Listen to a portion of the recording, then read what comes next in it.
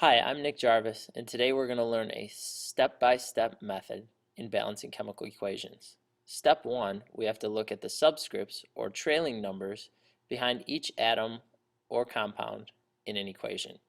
As you can see here, there's no trailing number behind magnesium, so that means there is 1 magnesium. Oxygen has 2, so that means there are 2 oxygens on the left. If we look at the arrow is similar to an equal sign. On the right hand, we have 1 magnesium because there's no subscript. We have 1 oxygen because there's no subscript. Step 2 says that we need to pick an element that is not equal on both sides of the equation. As you can see here, we have 2 oxygens on the left and 1 oxygen on the right.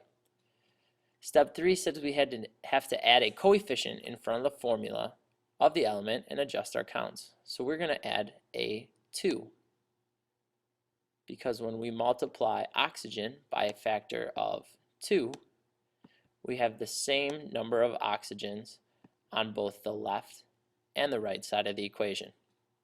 When we put that coefficient in front, we also need to multiply our magnesium by 2 because they are distributed throughout.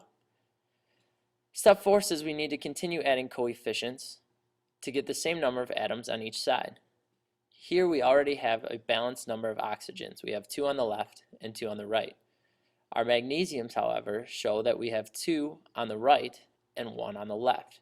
This means that we have to multiply our magnesium by a coefficient of 2, adding a 2 in front of magnesium.